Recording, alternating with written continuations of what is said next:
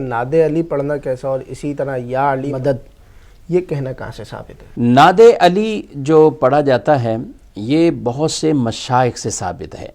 کتب حدیث کے اندر تو اس کا تذکرہ نہیں ہے، البتہ بکثرت مشائخ کا ذکر امام اہل سنت اعلیٰ حضرت شاہ امام محمد رضا خان رحمۃ اللہ تعالی علیہ نے، بڑے بڑے افراد اور محدثین کا بھی آپ نے تذکرہ فرمایا کہ باقاعدہ یہ وظائف کے طور پر وظائف کی کتب میں کہ جسے اتنے زیادہ علماء نے اسے نقل کیا ہے تو اس طور پر فرمایا کہ یہ بالکل ثابت ہے اور اس کو پڑھا جا سکتا ہے. اس میں پڑھنے میں کوئی کسی طرح کا شبہ والی بات نہیں ہے. جہاں تک تعلق رہا یا علی کہنا، یا علی مدد کہنا، تو یا علی مدد بالکل کہا جا سکتا ہے.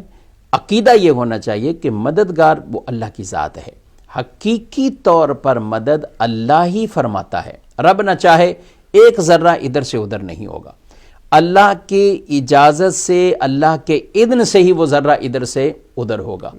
تو جو مدد ہے وہ بھی اللہ ہی مالک و مختار ہے، اس مدد کا حقیقی مالک بھی وہی، مختار بھی وہی. وہ نہ چاہے تو کوئی کچھ بھی نہیں کر سکتا.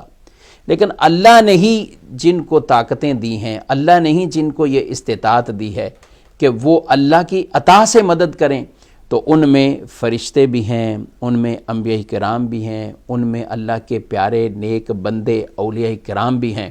اور اولیاء کرام میں سب سے افضل ترین جو کیٹیگری اولیاء کی ہے وہ حضرات صحابہ کرام ہیں. اور حضرات صحابہ کرام میں سے بھی سب سے جو افضل ترین صحابہ ہیں خلفائے راشدین ہیں، اور مولا کائنات رضی اللہ تعالیٰ عنہ ان خلفائے راشدین میں سے ہیں، چوتھے خلیفہ ہیں. تو یہ بات یاد رہنی چاہیے کہ جب ہم اللہ کے کسی پیارے کو مدد کے لیے بلاتے ہیں تو یہ عقیدہ، اس عقیدے کے ساتھ کہ اللہ مددگار ہے، اللہ کی عطا سے یہ مدد کریں گے. تو قرآن پاک میں فَإِنَّ اللَّهَ هُوَ مَوْلَاهُ وَجِبْرِيلُ وَصَالِحُ الْمُؤْمِنِينَ، بے شک اللہ وہ مولا، جبریل وہ مولا، مولا کا مطلب مددگار، اللہ مددگار، جبریل مددگار اور نیک مومن مددگار. یہ تو قرآن میں اللہ نے بیان فرما دیا.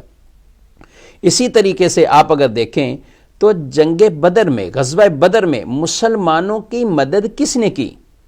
اگر آپ اس طرف جائیں گے تو مسلمانوں کی مدد کس نے کی تو ہر بچہ بولے گا مسلمانوں کی مدد قرآن نے بیان کیا، فرشتوں نے کی ہے. تو فرشتے اللہ کی عطا سے جب مدد کر سکتے ہیں تو پھر اللہ کے نبی کیوں نہیں کر سکتے، اولیاء کرام کیوں نہیں کر سکتے؟ حدیث پاک میں ارشاد فرمایا نبی کریم صلی اللہ علیہ وسلم کی ایک حدیث ہے کہ جب تم کسی ایسی جگہ پر بھٹک جاؤ، سنسان علاقے میں ہو، اور وہاں تمہیں کوئی بھی انسیت دینے والا، مدد کرنے والا، کوئی بات کرنے والا آدمی نہیں ملتا، تو اس وقت بھی یہ کلمات کرو، اعینونی یا عباد اللہ، اغیثونی یا عباد اللہ. یہ کلمات روایات میں بیان کیے. فرمایا کچھ اللہ کے بندے ایسے ہیں کہ ہم انہیں نہیں دیکھ رہے مگر وہ وہاں موجود رہتے ہیں اور وہ مدد بھی کرتے ہیں. تو اس لیے اس نیت کے ساتھ، اس ارادے کے ساتھ کہ اللہ مددگار ہے، اللہ کی دی ہوئی طاقت سے اللہ کے نیک بندے بھی مدد کرتے ہیں، اللہ کے فرشتے بھی مدد کرتے ہیں، اللہ کے انبیاء کرام بھی مدد کرتے ہیں. تو جب عقیدہ یہ ہے تو پھر کسی طرح کا کوئی شرک کا بھی شائبہ نہیں ہے. شرک وہ ہوتا ہے کہ جو چیز جیسے آپ اللہ کے لیے مان رہے ہیں دوسرے کے لیے بھی ویسے مانیں. حالانکہ اتنا واضح فرق ہے، اللہ ذاتی طور پر مالک و مختار ہے اور ہم جو ہیں وہ اللہ کی عطا سے، اللہ نے جو کچھ ہمیں دیا. مثال کے طور پر ہماری آنکھیں ہیں، ہم دیکھ رہے ہیں، میں آپ کو دیکھ رہا ہوں، میں آپ کی طرف دیکھ رہا ہوں، آپ لوگ سب دیکھ رہے ہیں. تو یہ کیا ہے؟ بصیر، یعنی دیکھنے والے کو کیا کہتے ہیں؟ بصیر، دیکھنے والا. اللہ بھی بصیر ہے، ہم بھی بصیر. تو رب دیکھنے میں آنکھ کا محتاج نہیں ہے، ہم جو دیکھ رہے ہیں آنکھ کے محتاج ہے. رب تعالیٰ وہ ذاتی طور پر اپنی ذاتی طور پر اللہ کی یہ شانیں ہیں، مگر ہمیں آنکھیں کہاں سے ملی؟ اللہ نے عطا کی ہیں.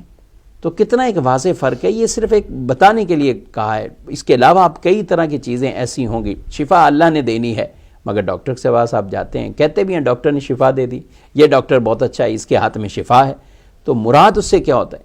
ڈاکٹر ذریعہ بن گیا، حقیقی شفا اللہ کی ذات دینے والی ہے. تو یہی معاملہ یہاں ہے کہ یہ اولیاء کرام یا انبیاء یا حضرات صحابہ کرام یہ ذریعہ اور سبب بن جاتے ہیں. حقیقی مدد وہ اللہ رب العالمین کی طرف سے ہی وہ ہوتی ہے.